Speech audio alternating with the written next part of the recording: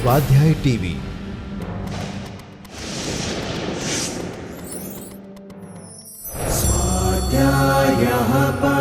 Doctor Baba Saheb Ambedkar open university.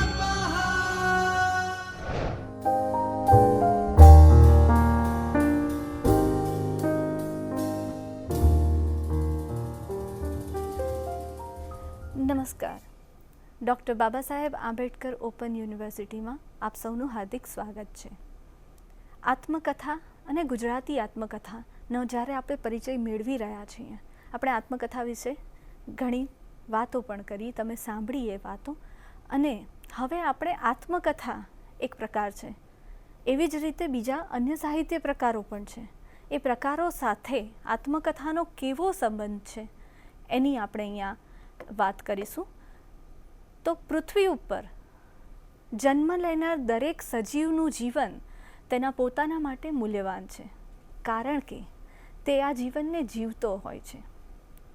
આપણે એમ માનીએ છીએ કે જેના જીવનના અનુભવો બીજા વ્યક્તિઓ માટે પણ મૂલ્યવાન હોય તે જ આત્મકથા કહેવાય. સામાન્ય રીતે આત્મકથા લોકોત્તર વ્યક્તિઓ, રાજકીય સામાજિક નેતાઓ, લેખકો, મહાન વ્યક્તિઓની જ હોય. આ પ્રકારની એક વ્યક્તિત્વ હોય એ જ વધારે પ્રમાણમાં આત્મકથા લખતા હોય. તેથી આ માન્યતા ઘણે અંશે સાચી પણ છે, પરંતુ આ પ્રકારનો કોઈ નિયમ નથી. માત્ર મહાન વ્યક્તિ જ આત્મકથાનો નાયક બની શકે એવું ક્યારેય બંધન હોતું નથી. ઉતાર ચઢાવ, તડકો છાંયડો દરેક વ્યક્તિના જીવનનો ભાગ છે. સંઘર્ષ દરેકના જીવનનું બળ છે. કોઈની આખી જિંદગી સીધી સપાટ તો હોતી નથી. હવે સીધી સપાટ નથી હોતી તો આત્મકથા કેમ હોય?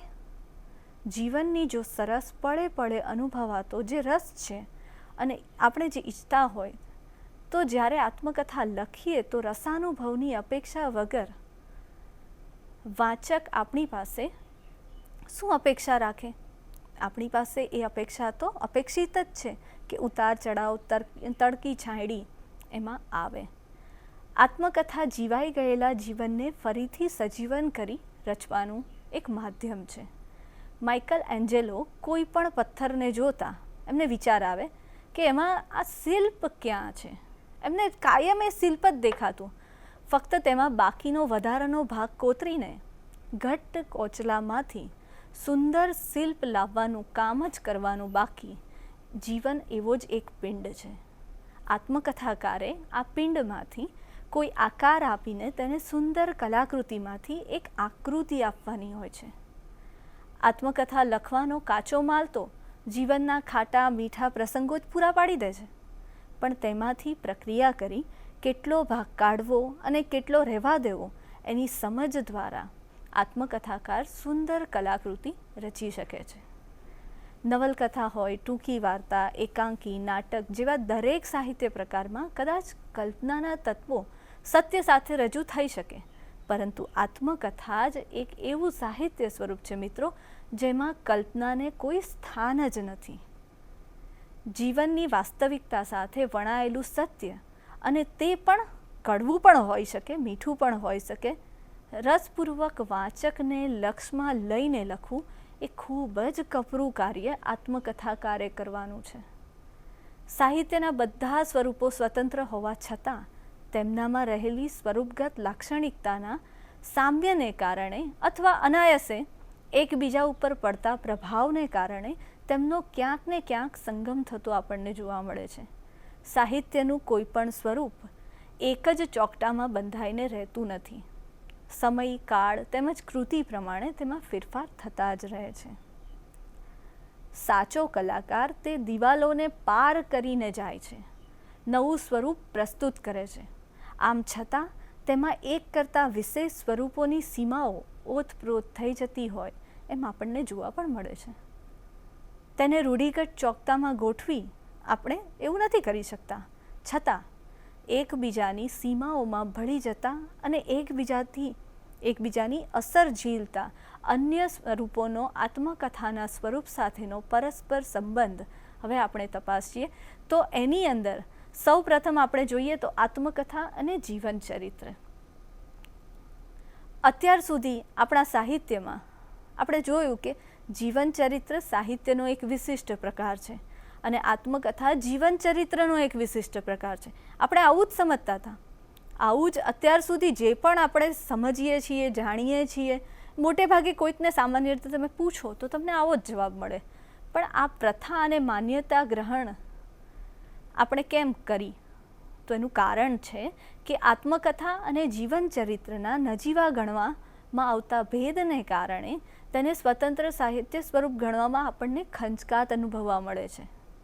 પરંતુ એમ કહી શકાય કે આત્મકથા પાસે પણ અન્ય સ્વરૂપોની જેમ જ, અન્ય સ્વરૂપોની પેઠે જ પોતાની આગવી સંવિધાનગત ક્ષમતા છે. તેવી જ રીતે તેની આગવી સમસ્યાઓ પણ છે. ખાસ તો સત્યને સંદર્ભે, એના સાધનની વિશ્વસનીયતા સંદર્ભે એટલું જ નહીં પણ સમસ્યાઓને ખમી શકે તેવો પણ આ સાહિત્ય પ્રકાર છે. ઉપેન્દ્રભાઈ ભટ્ટ જીવન ચરિત્રના સ્વરૂપની નિરૂપણ રીતિ સ્પષ્ટ થાય તેવા લક્ષણો દર્શાવતી એક વ્યાખ્યા આપે છે. એ આપણે જોઈએ તો જીવન ચરિત્ર એટલે વ્યક્તિના જીવન અને વ્યક્તિત્વનું એના બાહ્ય વિકાસ, બાહ્યાંતર વિકાસ અને સિદ્ધિ અસિદ્ધિ સાથે તેના જ યુગની પાશ્ચાત્ય ભૂમિકા ઉપર સાહિત્ય બની શકે એવી શૈલી વડે કરાયેલું કલાકૃત જીવંત ચિત્રણ. આ વ્યાખ્યામાં દર્શાવતા લક્ષણો આત્મકથાનું સ્વરૂપ પણ ધરાવે છે. તેથી જ કદાચ ઘણા વિવેચકોએ જીવન ચરિત્રની ચર્ચામાં જ આત્મકથાને વણી લીધી હોય એવું પણ બને. જીવન ચરિત્ર વ્યક્તિની કારકિર્દીને વર્ણવે છે, મૂલવે છે, દુનિયામાં વિતાવેલી તેની કાર્યકારી જિંદગીનું વર્ણન છે, મૂલ્યાંકન કરે છે. આત્મકથાકાર પોતાના જીવનની પુનઃરચના કરે છે, જ્યારે જીવન કથાકાર અન્યના જીવનની, આત્મકથા અને જીવન ચરિત્રોની આ મુખ્ય ભેદ એ જ છે કે અન્ય જીવન ચરિત્ર જે છે એ અન્યના જીવનની વાત કરે છે, જ્યારે આત્મકથામાં પોતાની વાત હોય છે. તેના સ્થાન અને નિરૂપણ પદ્ધતિના તફાવત તરફ પણ આ વ્યાખ્યા આંગળી ચીંધે છે. આત્મકથામાં પોતે જાતે અનુભવેલા સંવેદનો, અનુભવો, ક્ષણે ક્ષણનો અહેવાલ એ આત્મકથામાં હોય છે. આ ઘટનાઓનું પોતાની ભાષા શૈલીમાં અને પોતાની દ્રષ્ટિથી આલેખન કરાય છે. તેથી જીવનના નિરૂપણ માટે આ પુરાવા કે દસ્તાવેજોનો સંચય આપણે બીજા પાસેથી કે માહિતી મેળવીને કરવો પડતો નથી, આપણી પાસે હોય જ છે.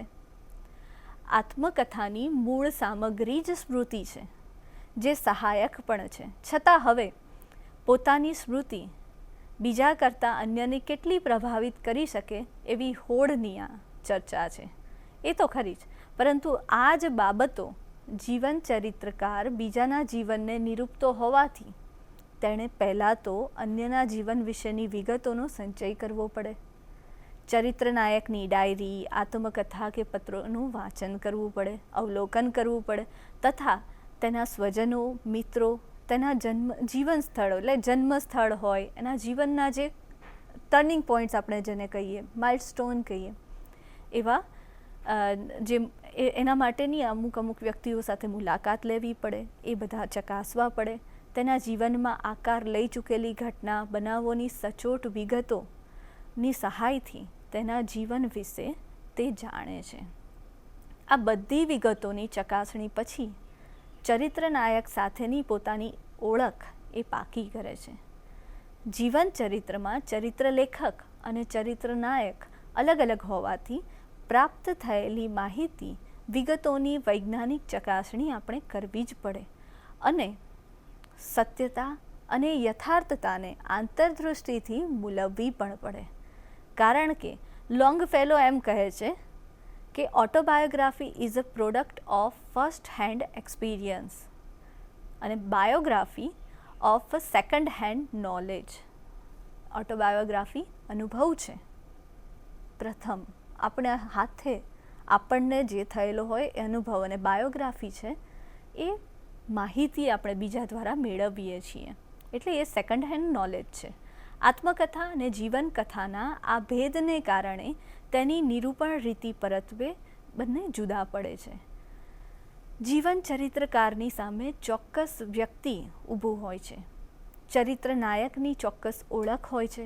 તેના કાર્યો સમાજમાં વિશિષ્ટ મુદ્રાથી અંકિત થયેલા હોય છે.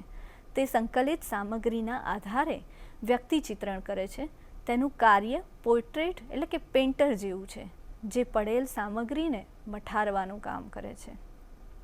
દરેક વ્યક્તિ પોતાને કે બીજાને ઓળખવાનો પ્રયત્ન પોતપોતાની રીતે જ કરતા હોય છે. ટોલ્સ્ટોય જેવા મહાન લેખકે વારંવાર પોતાની જાતને ચિતરી છે. આ દુનિયામાંથી વિદાય લેતા પહેલાં તેમણે ડાયરી લેખનનું કામ કર્યું હતું. તે અધૂરું જ રહ્યું, પણ જગતના તખ્તા ઉપરથી વિદાય થયા બાદ જ સ્ટીફન્સ એ અધૂરું કાર્ય પૂર્ણ કરી શકે છે. ટોલ્સ્ટોય પોતાની આ દુનિયામાં રહેલી ભૂમિકા વિશે અભિપ્રાય આપી શકતો નથી, પણ એનો ચરિત્રકાર સ્ટીફન એ કરી શકે છે. એ ટોલ્સ્ટોય વિશે અભિપ્રાય પોતાના આપી શકે છે. આત્મકથાકારની સ્મૃતિની ક્ષણથી તેના રચનાકાળ પર્યંતનો અહેવાલ છે. બરાબર, તમે જોયું હશે ગાંધીજીની આત્મકથા છે 1927 સુધીની જ છે. એટલે કે જ્યારથી આત્મકથા એણે લખવાનું એક પોતાના જન્મથી શરૂ કર્યું છે, ત્યારથી જ્યાં સુધી એ લખી રહ્યો છે એટલો જ સમયગાળો આવે, પરંતુ તેની તે સિદ્ધિ અસિદ્ધિઓ કે મર્યાદા લક્ષણોની મૂલવણી એ કરી શકતો નથી. તે જીવન ચરિત્રકાર જ કરી શકે છે. જેના ઉદાહરણ તરીકે આપણે જોઈએ તો ગુજરાતી સાહિત્યની યોગેશ જોશી દ્વારા લખાયેલ જીવનકથા મોટીબા, જેમાં મોટીબાના જીવનના દરેક રંગોને પૂરી રસિકતાથી અને ઘટનાઓના સંબંધિત તારણ સાથે રજૂ કરી છે. આત્મકથા એ જીવનની કોઈ પણ એક ક્ષણે કરેલું અતીતનું પાશ્ચાત્યગામી દર્શન છે. આ દર્શન લેખકને એક અર્થ સમજાવે છે અને તે દૃષ્ટિકોણ પ્રાપ્ત કરે છે. જ્યારે જીવન ચરિત્રનો લેખક નાયકની જીવન સામગ્રી પોતાના દૃષ્ટિકોણથી ગ્રહણ કરી પોતાને લગતા વિશિષ્ટ પાસાઓને આવરી લઈ જીવનકથા પ્રાપ્ત કરે છે. આત્મકથા લખવાનું શરૂ કર્યા પછી પૂર્ણ થતાં ઘણો સમય પણ લાગી શકે છે. નર્મદે મારી હકીકત એકવાર લખી, જ્યારે નર્મદ પરનું જીવન ચરિત્ર નવલરામે, વિશ્વનાથ ભટ્ટે, મુનશીએ વગેરે ઘણાએ લખ્યું છે. દરેક જીવન ચરિત્રકાર દીઠ અલગ અલગ જીવનકથા આપણને તો મળવાની જ ને. આત્મકથાકારે લખેલા આત્મચરિત્ર લખતી વખતે સ્મૃતિની ધૂંધળી રેખાઓ અને અનુભવ સંવેદનો સાથેના ભેળસેળ જે સામગ્રી હોય એનો સંપુટ હોય છે. જ્યારે જીવનકથાકાર નક્કર પુરાવાયુક્ત સામગ્રીનો ઉપયોગ કરી મહત્ત્વની વસ્તુ યાદ કરીને આપણી સામે પ્રસ્તુત કરે છે. જીવન ચરિત્રમાં ચરિત્ર નાયક લેખકની કૃપા પર નભે છે.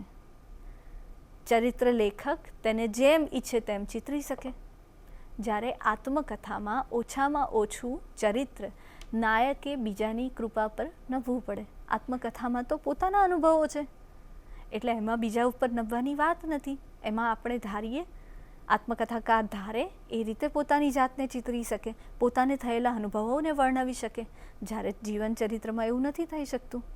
આમ દેખીતી રીતે સામ્ય ધરાવતા બંને સાહિત્ય સ્વરૂપો એકદમ નોખા માલુમ પડે છે.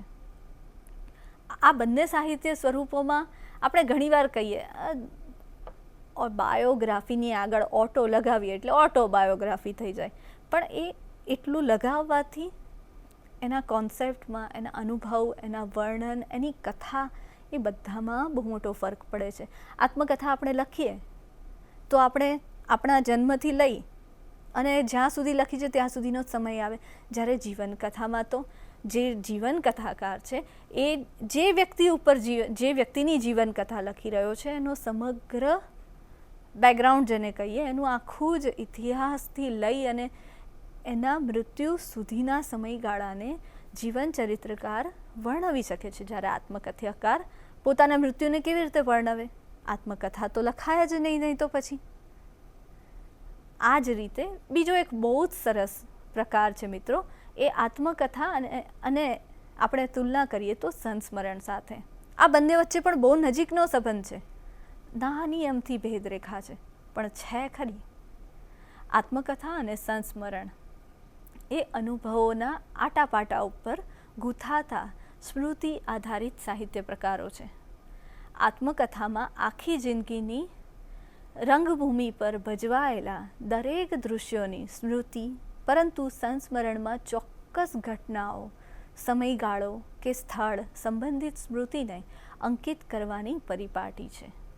આત્મકથામાં લેખકનો કેટલાક મુખ્ય પ્રસંગો, વ્યક્તિઓ કે સ્થળકાલનો ઉલ્લેખ હોય તો એ અર્થમાં આત્મકથા પણ સંસ્મરણ જ છે. આત્મકથા ઓટોબાયોગ્રાફી છે તો સંસ્મરણ મેમરી છે.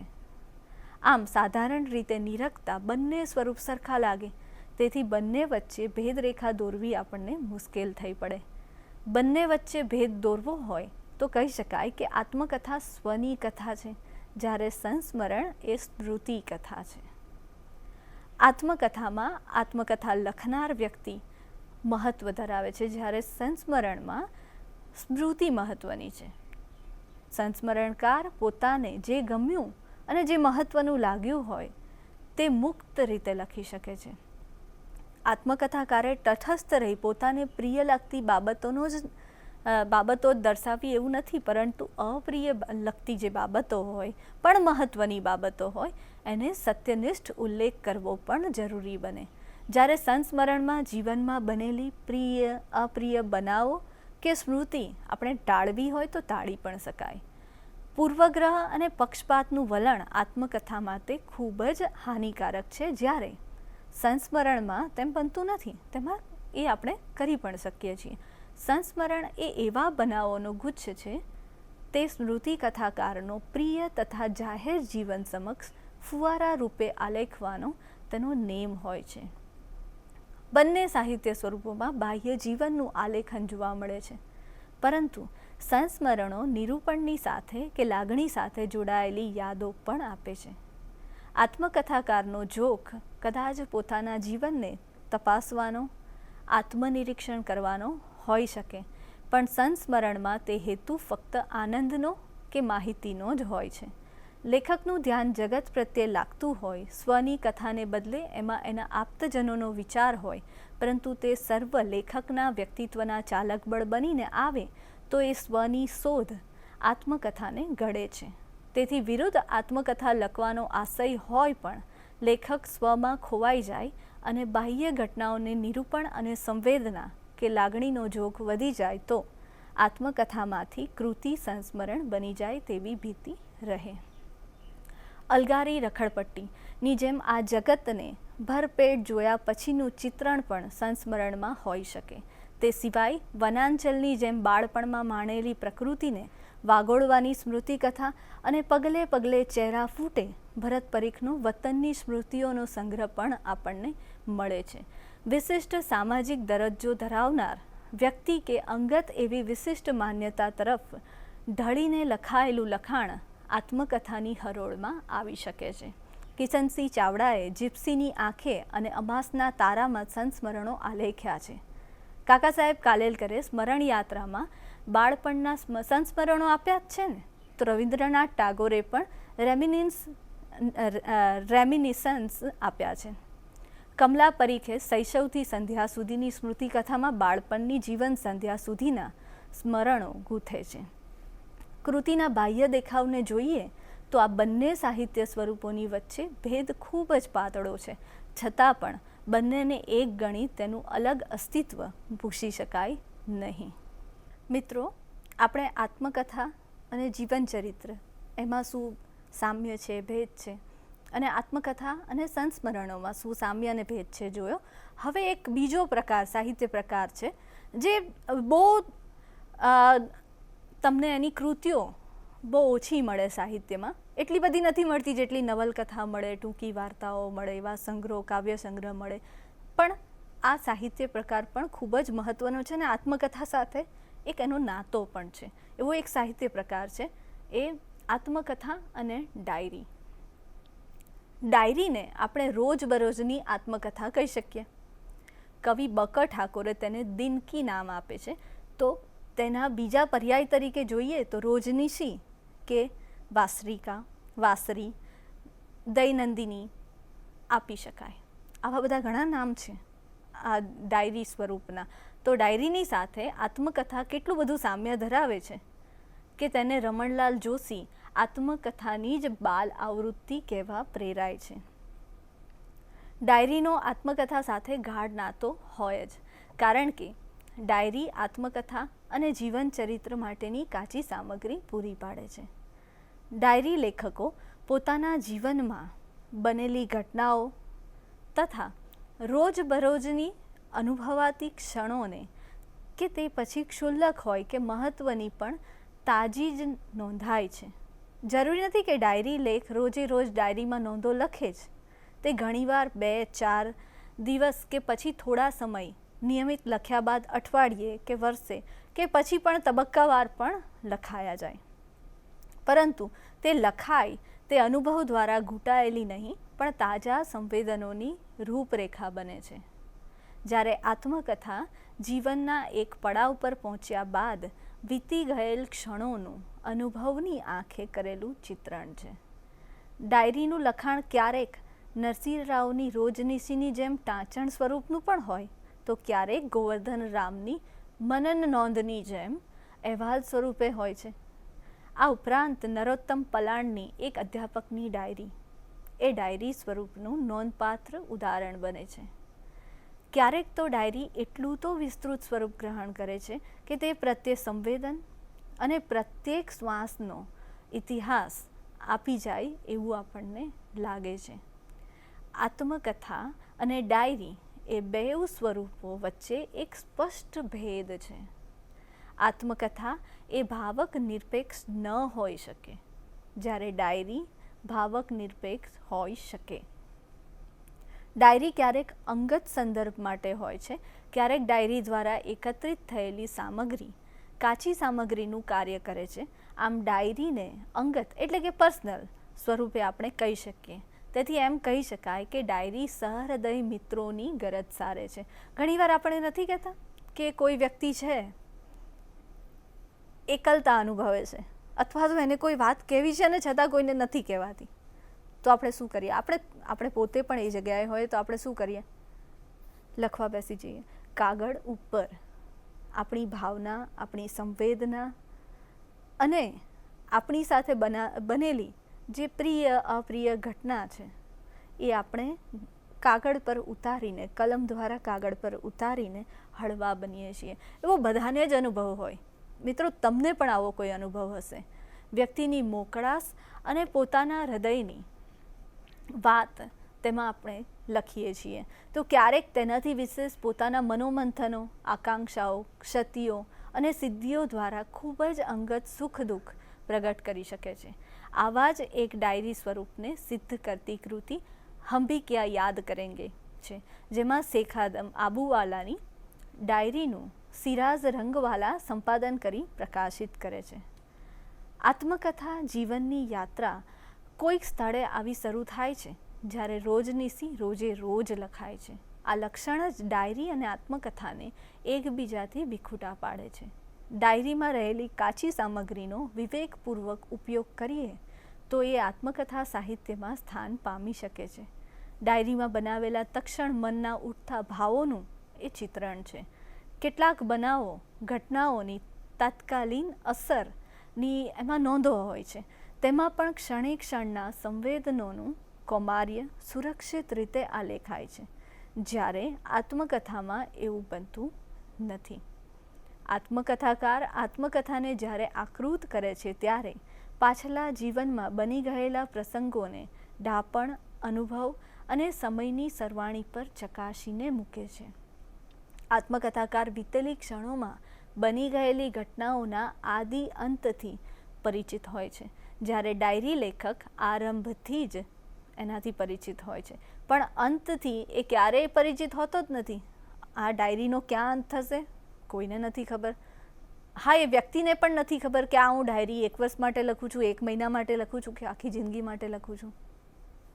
તે આરંભથી શરૂ થતાં અંત સુધી પહોંચતી દરેક ક્ષણને, આનંદ શોકને લાગણીના મહાસાગરમાં એક એક મોજાની સાથે ઉછળીને ઝીલે છે, જીવે છે. આત્મકથામાં દરેક ઉર્મિ સ્થિર છે, તેવી જ રીતે ડાયરીના ભાવ એકદમ ચંચળ છે. આત્મકથામાં વીતેલા કાળની સંચયની વૃત્તિ છે, તો ડાયરીમાં વીતેલી ક્ષણ અને તેના મન, પર થતી અસર સાથે આવનારા દિવસોના નવા સ્વપ્નાઓની ઝાંખી હોય છે. રોજનીસીમાં પ્રત્યેક દિવસનું મહત્ત્વ હોવાથી ક્યારેક કોઈ ઘટનાઓ અતિ વિસ્તાર પામે તો ક્યારેક ફક્ત ટાંચણ સ્વરૂપે આવે. ડાયરીમાં એવી ઘણી ક્ષણો નોંધાય છે જેનું લાંબે ગાળે કોઈ અસ્તિત્વ, કોઈ મહત્ત્વ રહેતું નથી. તેથી તેમાં સાતત્યનો, ક્રમબદ્ધતાનો અભાવ જોવા મળે છે. ક્યારેક વિગતોનું પુનરાવર્તન પણ જોવા મળે છે. તે ઘણીવાર વાચકને કંટાળો પણ ઉપજાવે છે. જ્યારે આત્મકથામાં પુનરાવર્તનનો ભય ઓછો હોય છે, કારણ કે લેખક તેમાં પોતાના અતીતને ઘાટ આપીને લખે છે.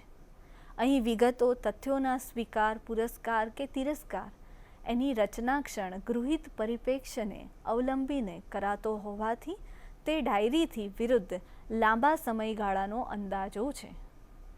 ડાયરીમાં ક્યારેક પૂર્વ ભાવોનું ખંડન પણ જોવા મળે છે, જ્યારે આત્મકથામાં ક્રમબદ્ધતાને કારણે એકતા જોવા મળે છે. આત્મકથા કે ડાયરીમાં આંતરબાહ્ય જીવનની ઘણી પળો આવે છે, જેમાં આત્મકથાને એક છેડે ઊભા રહી સમગ્રપણે અવલોકાય છે, જ્યારે ડાયરી પૃષ્ઠોમાં વેરાયેલી સૂક્ષ્મ સ્થૂળ ઘટનાઓ લેખકની છબી ખંડોમાં પ્રગટ થાય છે. ડાયરીથી વ્યક્તિના વિકાસના વિવિધ સ્તરો પામી શકાય છે, જ્યારે આત્મકથાથી સુંદર આકૃતિ પામી શકાય છે. તટસ્થતાનો અને સત્યનો ગુણ બંને સ્વરૂપોમાં અનિવાર્ય બને છે.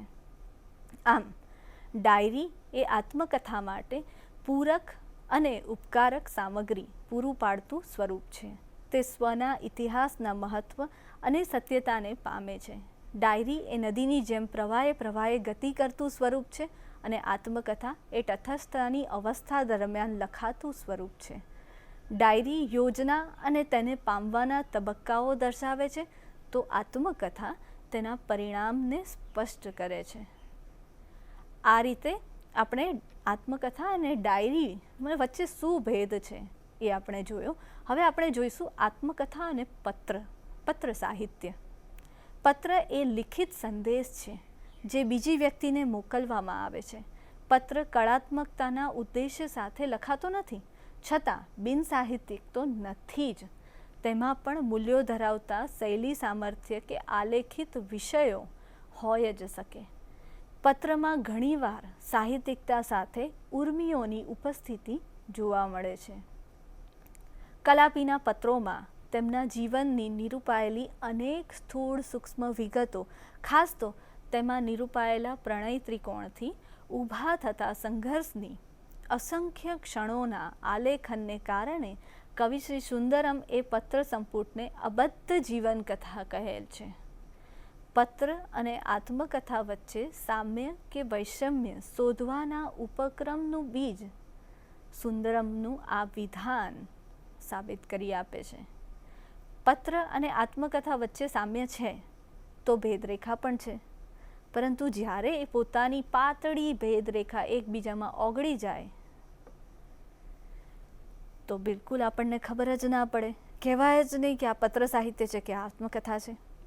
પત્ર લેખકના હૃદયની લાગણી કે ગૂઢભાવ, જેને અન્ય પાસે કહી ન શકાય એવી ઘટના કે બનાવમાં મનના તરંગો પ્રગટ થતા હોય, જે ખરેખર એકદમ જ અંગત હોય છે. આ સર્વે અંગત ભાવો કે વિચારોને પ્રગટ કરતાં તે પોતાના અંગત વ્યક્તિત્વને ખુલ્લું કરે છે. હવે આ કાચી સામગ્રી આત્મકથા માટેની કાચી સામગ્રી બને છે. પત્ર અને આત્મકથા વચ્ચેના આ સંબંધ વિશે ગ્રંથ અને ગ્રંથકાર શ્રેણીમાં જણાવાયું છે કે પત્રોના સાહિત્યને ચરિત્ર વિભાગમાં આવરી લેવામાં આવે છે. માત્ર એક જ કારણે, અને એ કે લેખના ચરિત્ર માટેની કેટલીક પ્રમાણભૂત સામગ્રી તેના પત્રો પૂરી પાડે છે. બાકી ચરિત્ર કે આત્મકથા આલેખન માટે શ્રમ, અભ્યાસ, સ્મરણ શક્તિ કે દીર્ઘ ચિંતનની અપેક્ષા રહે તેની પત્રના સ્વરૂપ સર્જન માટે જરૂરી નથી. પત્રોમાં લેખક હૃદયના ઊંડા ભાવો, વિચારો અને સ્વયંભૂ સંવેદના નિખાલસપણે છતાં વેદકતાથી આવિષ્કાર પામેલ હોય તો તે પત્રના સાહિત્ય પૂરતું બસ ગણાશે. જેમ કલાપીની પત્ર શૈલીમાં સાહિત્યિકતાના ગુણો જોવા મળે છે, આ લખાયેલા પત્રોની ભાષા તેમજ અંગત જીવનની પ્રમાણભૂત માહિતી અને ઉર્મિઓ ઘટનાઓનો વેગ જ પત્રો દ્વારા તેમના આખા વ્યક્તિત્વને આપણી સમક્ષ ઉપસ્થિત કરે છે. અહીં પત્રોનું શરીર અને આત્માનો સુપેરે સહૃદય ભાવકોને અનુભવ થાય છે. જ્યારે લીતિન હું આવું છું માં એ કૃતિ છે ઝવેરચંદ મેઘાણીનું, પત્ર જીવન પર લખાયેલું છે. તો પત્ર જીવન પર આલેખાયેલા આ ચરિત્રને આપણે જોઈ શકીએ. એ ઉપરાંત સ્વામી અને સાઈમાં હિમાંશી સેલત સ્વામી આનંદ અને મકરંદ દવેના પત્રોને સંકલિત કરે છે. અંગત પત્ર અને આત્મકથા એ વ્યક્તિના ચિત્તના સંવેદનને વાચા આપનાર સાહિત્ય સ્વરૂપ છે, જે તેમની વિશેષતા સાથે એકબીજા વચ્ચેનું સામ્ય એમાં જડે છે. તે સિવાય લક્ષથી માંડી શૈલી સુધી કદાચ કોઈ સામ્ય આપણને જડતું નથી.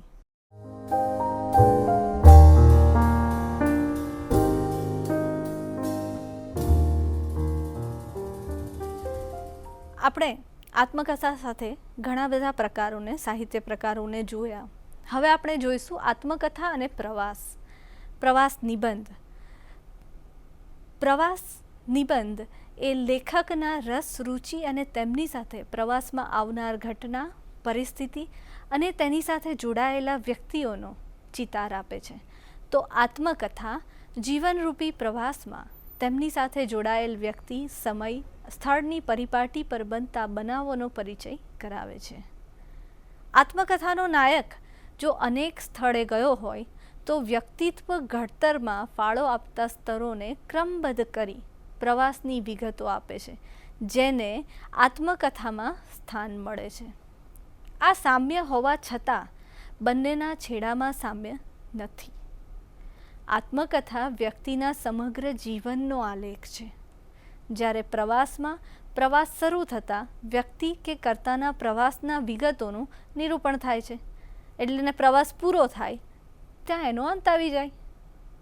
આત્મકથામાં આત્મકથાકાર પોતે નાયક હોય છે, કારણ કે સ્થળ સંદર્ભમાં જાગેલી વ્યક્તિની લાગણી તેના દ્વારા બનેલા યાદગાર પ્રસંગો દ્વારા જ પ્રવાસ કૃતિના કર્તાનો પરિચય મળે છે, અને સ્થળના માધ્યમ દ્વારા જ ઉઠતા સંવેદનો દ્વારા જ વ્યક્તિત્વનો પરિચય પણ આપણને મળે છે.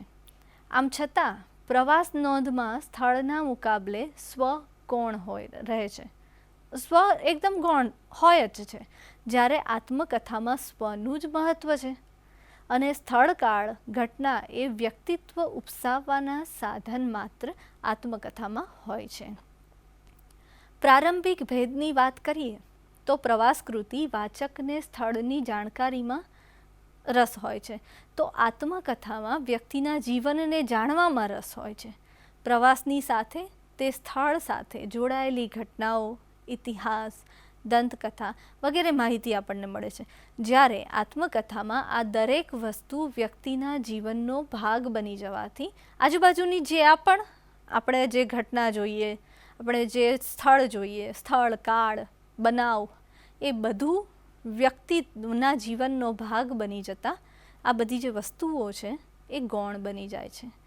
વ્યક્તિ તેના જીવનમાં ઘણા પ્રવાસો કરતો હોય છે, તેથી તે આત્મકથામાં સમગ્ર નહીં પણ એક ખંડ બનીને રહે છે.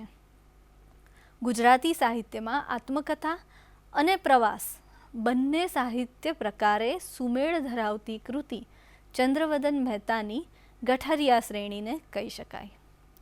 આત્મકથા અને પ્રવાસ બંનેમાં સંદર્ભ બાબતે કોઈ છૂટછાટ લેવાતી નથી. બંનેમાં નાના મોટા સ્થળકાળના સંદર્ભો સાથે બનતી ઘટનાઓના બારીક કે સ્થૂળ પરંતુ સત્ય હકીકતો બનતી માહિતીનું આલેખન ખૂબ જ જરૂરી બને છે. આત્મકથામાં વ્યક્તિઓના નિરૂપણમાં, જ્યારે પ્રવાસમાં પ્રવાસકારે સ્થળના ભૂગોળના નિરૂપણમાં જે સત્ય હોય છે તેવી માહિતી તરફ વફાદારી નિભાવવાની અનિવાર્ય બને છે. આ સત્ય વિશે તો આપણે આ અગાઉના જે ચેપ્ટર છે એમાં જોયું જ, પણ આ સત્ય, બંનેનું સત્ય થોડું અલગ હોય છે. એકને સ્થળ, કાળ અને પ્રવાસ અંગેની ઘટનાની માહિતી આપવાનું સત્ય છે, અને બીજાને વ્યક્તિત્વ ઉપસાવવાનું, પોતાની સાથે પોતાના જીવનમાં જીવાયેલી ઘટનાઓનું સત્ય, પોતાના જીવન સાથે જીવાયેલી એ અનુભૂતિનું સત્ય હોય છે.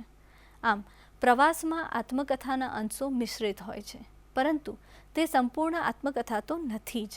સંદર્ભોના સહારે અભિવ્યક્તિના માધ્યમ તરીકે બંને સાહિત્ય સ્વરૂપો ઉપયોગી છે, પણ છતાં બંનેમાં થોડોક સરખો એક ફેરફાર જે આપણને જોવા મળે ને એ સૌથી મોટો છે. એનું કારણ એ છે કે આત્મકથા જીવનનો ભાગ છે. જે પ્રવાસ છે એ પ્રવાસ શરૂ થતાં અને પ્રવાસ પૂરો થતાં તે પ્રવાસ નિબંધનો પણ અંત આવી જાય છે.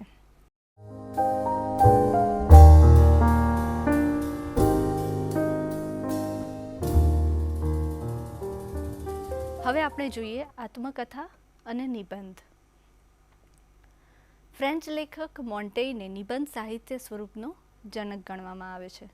મોન્ટેઇન પોતાના નિબંધમાં પોતાના વ્યક્તિત્વ વિશે એટલું બધું અને ઊંડાણપૂર્વક નિરૂપે છે કે તેના મૃત્યુ પછી તેની આત્મકથા રૂપે પ્રગટ થઈ, જે ડૉક્ટર ડી.જી. નાયકના આર્ટ ઓફ ઓટોબાયોગ્રાફીના પુસ્તકમાં વિશ્વની શ્રેષ્ઠ આત્મકથાઓમાં સ્થાન પામે છે.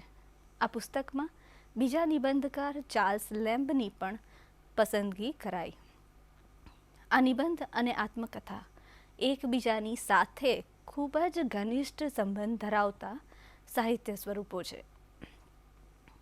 આપણા ગુજરાતી સાહિત્યકાર દિગીસ મહેતા નિબંધ વિશે વિચાર કરતા આ બંને સ્વરૂપો વચ્ચેના સામ્યને આ પ્રકારે નોંધે છે. આત્મકથા અને નિબંધ વિશે વિચારતા કદાચ એમ કહેવાનું મન થાય, એડગર એલન પોની જેમ કે લાંબી આત્મકથા એ તો વચમાં સામાન્ય ગદ્યથી જોડાયેલા લલિત નિબંધનો સંગ્રહ જ રહેવાની. અહીં આત્મકથાનું લલિત નિબંધ સાથેનું સામ્ય દર્શાવ્યું છે. નિબંધકાર કોઈ કાલ્પનિક સૃષ્ટિનું નિર્માણ કરતો નથી, પણ ભાવક સાથે ગોષ્ઠી કરી પોતાના હૃદયના સદ્દલ ખોલી સૃષ્ટિની કોઈ પણ વાત તેના નિબંધમાં સમાવી શકે છે. તે દાપણ અને ચિંતનની વાત કરે અથવા માનવ સમાજની વિચિત્રતાઓ, વિશિષ્ટતાઓ, તેના કાર્યો, હેતુઓનો સમાવેશ કરી શકે છે. પરંતુ આ દરેક સામગ્રીનો સ્પર્શ લેખકના વ્યક્તિત્વ સાથે સંબંધ ધરાવતો હોવો જોઈએ. નિબંધ વિશે રસીલાબેન કડિયા નોંધે છે કે નિબંધ વાંચતા ભાવક લેખકના વ્યક્તિત્વના પ્રકાશમાં નાહી રહ્યો હોય એવો અનુભવ કરે છે. આત્મકથાકારની જેમ નિબંધકાર પણ પોતાના જીવનની અનેક ઘટનાઓ આલેખે છે. પોતાના જીવનના અભ્યંતરમાં પ્રવેશ કરાવે છે અને પોતાની અનેક અગંભીર પળો, પોતાની વિલક્ષણતાઓ, વિચિત્રતાઓ અને મર્યાદાઓને નિખાલસ ભાવે આલેખે છે. ક્યારેક પોતાની ઠેકડી પણ ઉડાવે છે. આમ જોતા આત્મકથાની જેમ નિબંધ પણ હુંની કથા લાગે છે. સાહિત્યમાં જેમ નિબંધને પોતાની શૈલી અવાજ હોય છે, તેમજ આત્મકથામાં આગવો આકાર કે આગવો સૂર હોય છે. નિબંધકાર પોતાની એક જ રચનામાં વાર્તા કે ટૂચકા કહે, લેખ લખવાનો હોય તેમ માહિતી આપે, ચિંતનાત્મક લખાણ પણ બનાવી શકે. આ એક જ સ્વરૂપમાં ઘણા બધા પ્રકારોને સમન્વિત કરી શકે. તેવી જ રીતે આત્મકથાકાર પણ પોતાની રચનામાં ડાયરી, પત્રો કે અન્ય લેખન સામગ્રીમાંના અવતરણો પ્રયોજી તેના નાટ્યાત્મક કે કથનાત્મક શૈલી દ્વારા રજૂ કરી શકે છે. આમ આ રીતે આત્મકથા અને નિબંધના સાહિત્ય સ્વરૂપો વચ્ચે આત્મલક્ષિતાને કારણે લેખકના વ્યક્તિત્વને મોકળાશથી ઉદ્ધૃત કરવાના લક્ષણોને કારણે સામ્યતા જોવા મળે છે. તેથી ઘણીવાર આત્મકથા નિબંધાત્મક અને નિબંધ આત્મકથનાત્મક બની રહે છે. સામ્ય હોવા છતાં તેમની વચ્ચેનો ભેદ પણ ખૂબ જ ઘણો છે. આ બંને સ્વરૂપનો મુખ્ય ભેદ હેતુનો છે. આત્મકથા મુખ્યત્વે આવિષ્કરણ કે આત્મપરિચય માટે લખાય છે, જ્યારે નિબંધનો હેતુ આનંદનો કે રસાસ્વાદનો છે. નિબંધમાં વણાયેલો હું રસાસ્વાદ માટે આત્મપરિચય કરાવે છે. અનુભવ, વાંચન, ચિંતન, મનન એની સાથે કોઈ પણ વિષય લઈએ, વિનિયોગ વ્યક્તિના વ્યક્તિત્વને ઉજાગર કરવાના સહાયરૂપ ફક્ત સાધન માત્ર જ હોય.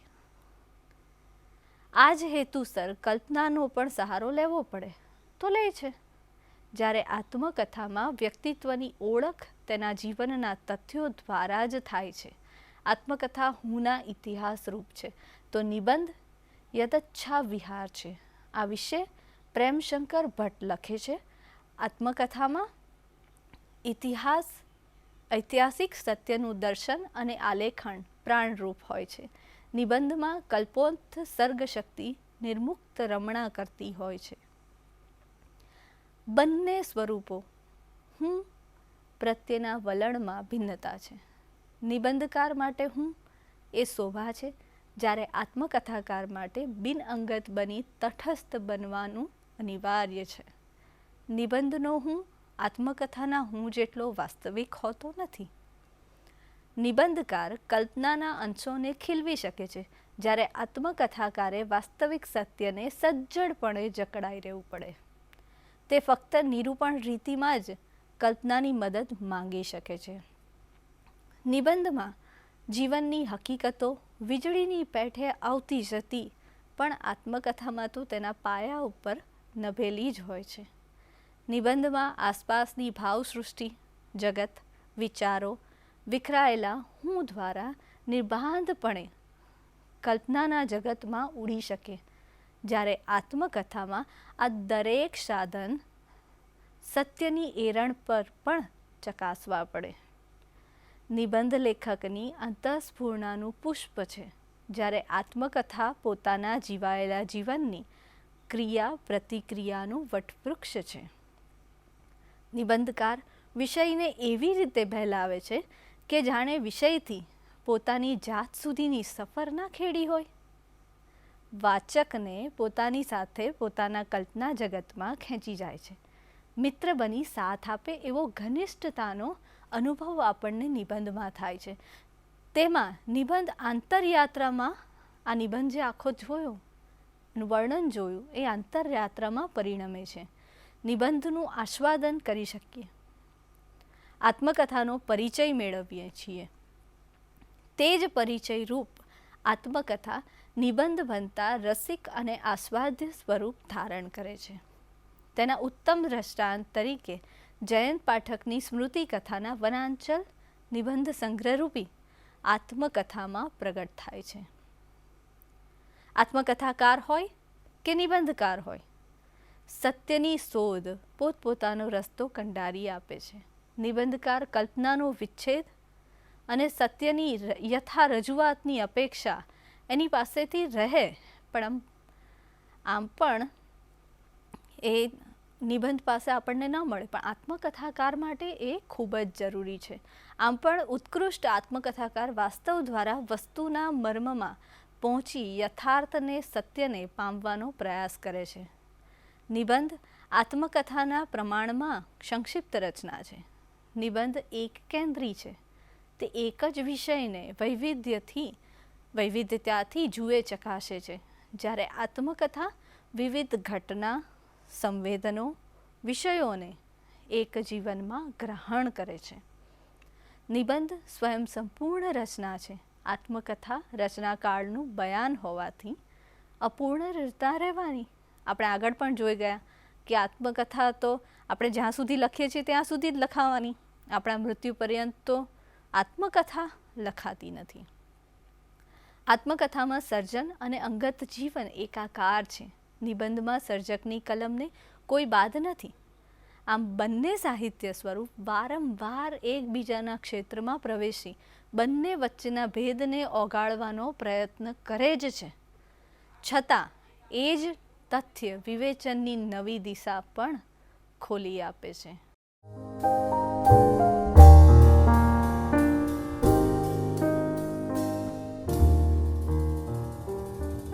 આત્મકથા અને નવલકથાના સ્વરૂપને હવે જોઈએ તો આત્મકથા અને નવલકથા બંને સ્વરૂપો ટૂંકી વાર્તાની જેમ એક ઘટનાનો તણખો ન મૂકતા નાયકના આખા જીવનની ઘટનાઓનો સમૂહ બની રહે છે. આત્મકથામાં નાયકનું ઘડતર એના ચિત્તના સૂક્ષ્મ મનોસંચલનોને બાહ્ય ઘટનાઓના માધ્યમ દ્વારા સ્વને પામવાની એક ખોજ કરે છે. તે જ રીતે નવલકથામાં પણ માનવીના જીવનનું જ નિરૂપણ હોય છે. તેમાં માનવ જીવનના પ્રવાહને કલ્પના દ્વારા આકાર અપાય છે. નવલકથામાં બાહ્ય જગતના આંતરિક મનની દૃષ્ટિએ તાર્કિક વિચાર દર્શાવાય છે. તે જગતના સાચા સ્વરૂપને પામવા મથે છે. આત્મકથા અને નવલકથા જીવનમાં જે બન્યું છે તેને ક્રમબદ્ધ અને સુશ્લિષ્ટ બનાવી કથાનું સ્વરૂપ આપણને મળે છે. આમ પણ માનવીની પોતાની કોઈ પણ હકીકતમાં કલ્પનાના તત્વને મેળવી કથા રચે તે અનુભવ સિદ્ધ વાસ્તવિકતા તો રહેવાની જ. નવલકથામાં જીવનની વાસ્તવિકતાના અંશો ઘણીવાર એટલા બધા વિસ્તારવામાં આવે છે જેમાં પાત્ર અને પરિસ્થિતિ વચ્ચેની ભેદરેખા ભૂસાઈ જાય છે. ત્યાં અંતમાં માનવીય સંદર્ભો શેષ બચે છે. નવલકથાના વિષયો વૈવિધ્યસભર હોય છે જેમાં અનેક નવીનતા જોવા મળે છે. આત્મકથા આત્માને ઓળખવા માટેની કળા હોય તેથી તેમાં જીવનની નરી વાસ્તવિકતાનું આલેખન મુખ્ય હોય છે. જ્યારે નવલકથામાં પાત્રની વાસ્તવિકતા નહીં પણ સંવેધાનની કળાનું મહત્ત્વ હોય છે. આત્મકથાને એના થીમ એટલે કે હાર્દના આવિષ્કરણમાં વિશેષ રસ પડે છે. આ બંને સાહિત્ય સ્વરૂપો આ બાબતે સામ્યતા ધરાવે છે. નવલકથા કલ્પનાના અને ઉર્મિનું સંવેદન હોવાથી તેમાં રજૂઆત આપણે કહીએ કે રજૂ થતી જે હકીકતો છે કે નવીન સૃષ્ટિના વિશ્વની સત્યતા પર આપણને પ્રશ્ન લાગતો નથી.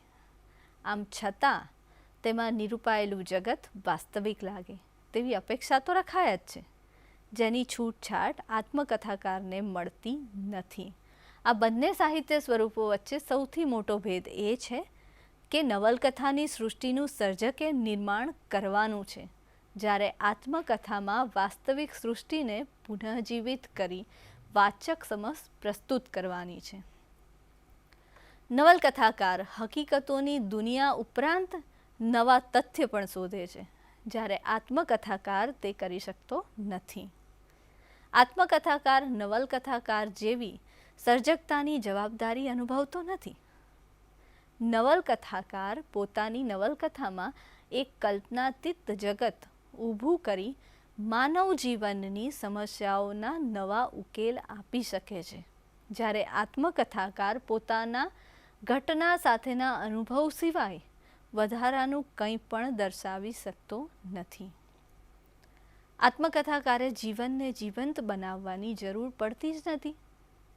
તે ફક્ત સચ્ચાઈને વળગી રહે છે. અનુભવોને આત્મસાત કરી તેનું નિરૂપણ જેવું છે એવું ચિત્ર દોરે છે. તે ધારે તો વ્યક્તિના વ્યક્તિત્વને હાનિ પહોંચાડ્યા વગર કળાના ક્ષેત્રમાં પ્રવેશી શકે છે. આ બાબતે નવલકથાકાર નવલકથા દ્વારા વાચકની આસપાસ માયાલોકનું સર્જન કરી દે છે. તેમાં તેની કળાની કસોટી થાય છે. બંને સ્વરૂપોનું લક્ષ્ય તો આખરે સત્ય જ છે. પણ નવલકથામાં પોતે સર્જન કરેલા પાત્રોની આસપાસની સૃષ્ટિ રચવામાં નવલકથાકારની સાહિત્યિક શૈલી, પ્રવીણતા, ભાષા, નિરૂપણ રીતિની કસોટી થાય છે. તે કલ્પનાનો સથવારો લઈ કથાને રસાળ અને પ્રતીતિજનક બનાવવાની યુક્તિ કરે છે. પરંતુ આત્મકથાકાર પાસે સામગ્રી તૈયાર છે, ફક્ત તેના નિરૂપણ સાથે ક્રમબદ્ધતાની જરૂર પડે છે. આત્મકથાના વાચકને આત્મકથાના નાયકની જેમ સત્ય જાણવામાં રસ હોય છે. આથી જ આત્મકથામાં નિરૂપિત પ્રત્યેક ઘટનાની પ્રમાણભૂતતા એ શોધે છે, જ્યારે નવલકથાની સૃષ્ટિ સ્વાયત્ત છે.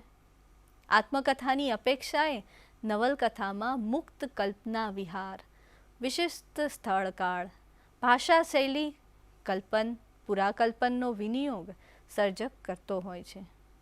આત્મકથાની શૈલીએ પણ ક્યારેક નવલકથા લખાતી હોય છે અને એ દ્વારા આત્મકથાના સ્વરૂપની વિશેષતાઓ આપણને જોવા મળે છે, એ ધરાવતી પણ હોય છે. પરંતુ તેવી જ રીતે ભરી શૈલીમાં આત્મકથા લખાય તો વાસ્તવિક તથ્યો ધૂંધળા બની જવાનો ભય અવશ્ય રહે છે. ઘણીવાર નવલકથાઓમાં આત્મકથનાત્મક અંશો જોવા મળે છે, જેમ કે પન્નાલાલ પટેલનું એકલો, રઘુવીર ચૌધરીની પૂર્વરાગ. આત્મકથામાં જો નવલકથાના અંશો જોવા મળે છે તો તે આત્મકથા માટે હાનિકારક બને છે. ન હન્યતે જેવી નવલકથામાં આત્મકથાના અંશો પ્રગટ થાય છે. અન્ય ભાષાઓમાં લખાયેલી નવલકથામાં આત્મકથનની શૈલી અનુસંધાનમાં જોવા મળે છે. તો ઘણીવાર નવલકથા દ્વારા સર્જક બીજાની જિંદગીના જન્મથી માંડી શૈશવ સ્મરણ સુધીનો ભાગ આત્મકથાકારની જેમ રજૂ કરે છે. ગુજરાતી સાહિત્યમાં 1933માં પ્રગટ થયેલી લક્ષ્મીબેન દોસાણીની હું બંડખોર કેમ બની એ આત્મકથનાત્મક નવલકથા મળે છે. એમાં એમના સમયના વિધવા સ્ત્રીઓ પર થતા અત્યાચારો અને તેમના વ્યક્તિત્વ જીવનની વેદનાને વાચા મળી છે. અહીં ગાંધીવાદી ઇન્દુલાલ યાજ્ઞિકની વિચારસરણી અને આઝાદીના આંદોલનોની આછી પાતળી રૂપરેખા પણ જોવા મળે છે. આ બંને સ્વરૂપોમાં સામ્ય હોવા છતાં જો બંને પોતપોતાની સીમા ઓળંગે તો બંને સાહિત્ય પ્રકારો પોતાના અસ્તિત્વને જોખમમાં મૂકવાનું કામ કરે જ છે અને તે બંને પોતાના ચિત્રને સ્પષ્ટ કરી શકે નહીં. આપણે આટલા બધા સાહિત્ય પ્રકારો જોયા. હવે આને જે સાહિત્ય પ્રકારો જોયા એમાં સમાવેશ કરો કે અલગ નામ આપો એ હવે તમારે વિચારવાનું છે. પણ એક છે તુલના જેવું નાનકડું મારા ધ્યાનમાં, તો એ છે આત્મકથા અને કેફિયત. કેફિયતનું સ્વરૂપ સંસ્મરણાત્મક આત્મનિવેદનનું છે. લેખક અને સ્મરણકથા તરીકે ઓળખાવે છે. તે યોગ્ય જ છે, કેમ કે એક તરફ એની સામગ્રી આત્મકથનાત્મક હોવા છતાં લેખક પરંપરાગત આત્મકથાના સીધી રૈખિક કથાકથનની પદ્ધતિને અનુસરતા નથી, બલકે વખતો વખત એમની સ્મૃતિમાં પૂર્વજીવનના જે ચિત્ર ઉભરાતા આવે છે તે દરેકને તેઓ શબ્દ ચિત્ર રૂપે યથાવત રજૂ કરવા પ્રયાસ કરે છે. પરિણામે સ્મરણકથા વાચકો સમક્ષ અલગ અલગ ચિત્રોની એક સ્વૈર વિહારી ચિત્રમાળા રજૂ કરે છે. બાળપણથી લઈ સાઠી લગીના લેખકના જીવનના નોંધપાત્ર પ્રસંગો અહીં મુક્ત ક્રમે નિરૂપાય છે. નેરેટર શૈલીના સાતત્યને લીધે સ્મરણોની આ ચિત્રમાળા ભાવાત્મક રીતે સળંગ સૂત્રતા પામે છે. હવે આમાં એક વાત ઉમેરું તો તમે ઘણીવાર જોયું હશે મિત્રો કે કેફિયતને શું કહીશું આપણે? તો કેફિયત એટલે કબૂલનામું, કબૂલાત. આપણા જીવનમાં કોઈ ઘટના બની હોય, પ્રસંગ બન્યો હોય, અથવા તો આપણે કોઈ સાહિત્ય સર્જન કર્યું તો તમે પુસ્તકની આગળ પ્રસ્તાવના જુઓ છો. પ્રસ્તાવનામાં કેફિયત એટલે કે ઘણીવાર એવું બનતું હોય કે આખા જીવનની વાત ના હોય, એવું પણ બને કે અડધા જીવનની વાતે ના હોય પણ કોઈ પ્રસંગની હોય, અથવા તો આ કૃતિ ક્યાંથી આવી એના વિશે લેખકને કંઈક થોડુંક લખવાનું મન થયું હોય, તો એ વખતે એની કેફિયત લખતો હોય છે. આત્મકથાની સાથે આનો બહુ જ નજીકનો, બહુ જ ગાઢો નાતો છે. ઘણીવાર નથી હોતું કે ઘણાની આત્મકથા કટકે કટકે મળે છે. જે સર્જનાત્મક લેખન એમણે કર્યું એમાં ક્યાં પ્રસ્તાવનામાં, ક્યાં પછી ઘણીવાર આપણે ઇન્ટરવ્યૂઝ લઈએ છીએ તો એ મુલાકાત સમયે ઘણીવાર થોડા ઘણા પત્રો આપ્યા હોય, કોઈકને લખ્યા હોય અને એનો જથ્થો મળ્યો હોય, નાનો તો નાનો, પણ એમાં અમુક પ્રસંગ, અમુક ઘટના અને એના વિશે લેખકે પોતાની જાત વિશે લખ્યું હોય, પોતાની જાત વિશે કબૂલાત કરી હોય, તો એને આપણે કેફિયતના એક પ્રકાર તો નહીં પણ કેફિયત જેવું એક નાનકડું ભેદ પાડી શકાય એવું એક સ્વરૂપ આત્મકથાનું જ એક સ્વરૂપ આપણે ગણી શકીએ. બીજો એક આત્મકથા સાથે એક નાનકડી તુલના આપણે કરવી હોય તો એક કવિતાની થાય. મિત્રો, જયંત પાઠકની જે કવિતાઓ છે એ કવિતાઓમાં આપણે હમણાં વાત કરી વનાંચલની, તો વનાંચલ એ સંસ્મરણ કથા છે, એ પ્રમાણે આત્મકથા બને છે. પણ એ સંસ્મરણાત્મક આત્મકથા જે છે જેમાં સ્મૃતિ પર આધારિત છે, એમાં જે પરિવેશ આવે છે, એમાં જે વાતાવરણ આવે છે, એ જે વાતાવરણ છે એ ક્યાંક ને ક્યાંક વાસ્તવિક ઘટનાઓ કવિતામાં પણ દર્શાવાય છે. અથવા તો કાવ્ય સંગ્રહ છે અને કાવ્ય સંગ્રહની પ્રસ્તાવનામાં અથવા તો નિવેદનમાં લેખક પોતાના જીવનની ઘટનાઓ, પોતાની આસપાસના જગતને અને પોતાના અનુભવોને જ્યારે વર્ણવે તો એને આપણે શું કહીશું? તો એને પણ આપણે કેફિયત જ કહીશું. પોતાના વિશેની વાત, પણ સંપૂર્ણ જીવનની નહીં. અમુક ઘટના, અમુક સ્થળ, અમુક પ્રસંગ, અમુક જે આપણે કહીએ કે સંજોગો, અનુભવો, લાગણીઓ, એની જ વાત એની અંદર આવે. સ્મૃતિ નહીં આવે.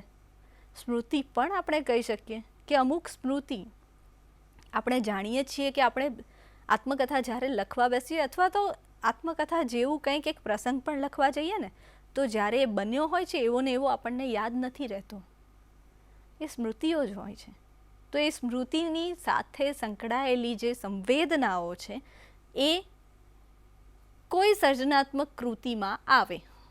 એ પછી કવિતા હોય, વાર્તા હોય, નવલકથા હોય કે નિબંધ હોય, પણ એની અંદર આત્મકથાના અંશો આપણને જોવા મળે. ત્યારે એક નાનકડી સ્વરૂપમાં ફેરફાર થાય છે અને એ છે આત્મકથા અને કેફિયત. આત્મકથા અને કવિતા પણ આવું જ એક સ્વરૂપ છે, પણ કવિતામાં કાલ્પનિકતા હોવાનું જોખમ ખૂબ વધી જાય છે. મિત્રો, આ કેટલા નાના નાના ભેદરેખા વચ્ચે જીવતા સ્વરૂપો છે. હું તમને એક નાનકડું ઉદાહરણ આપું તો હું આત્મકથા લખવાનું વિચારી રહી છું.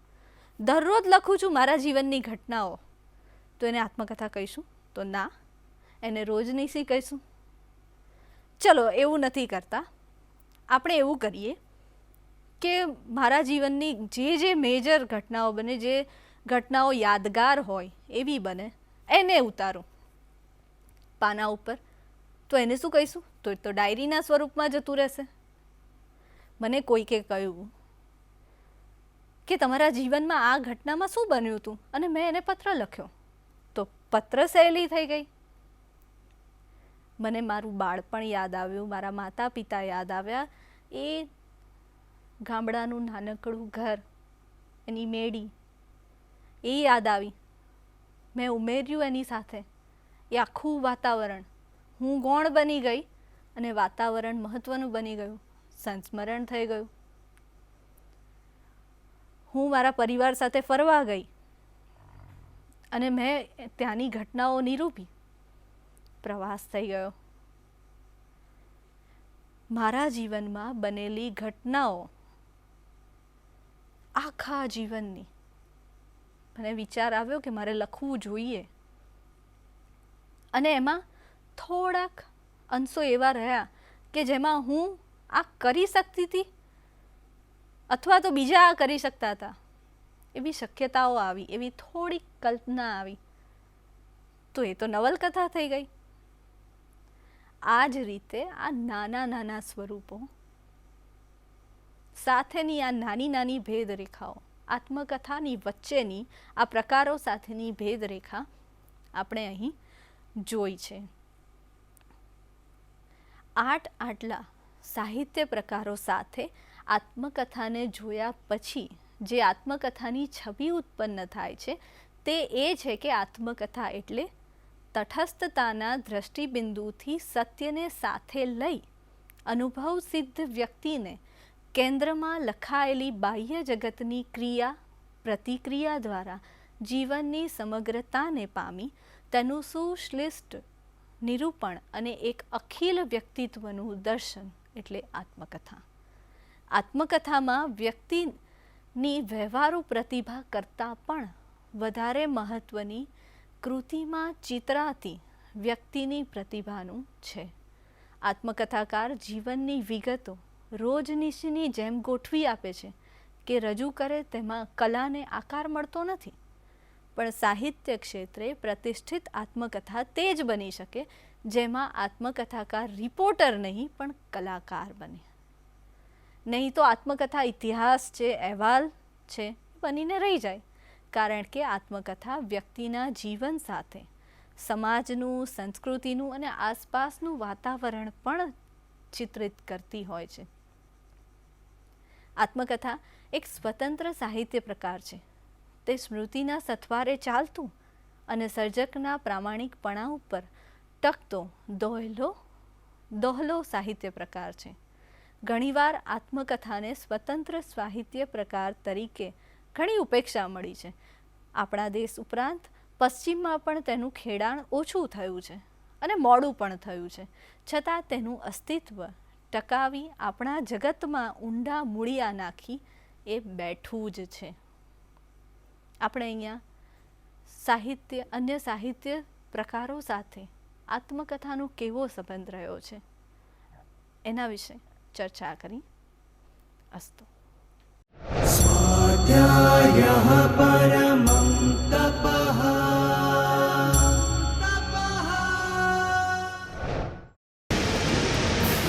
સ્વાધ્યાય ટીવી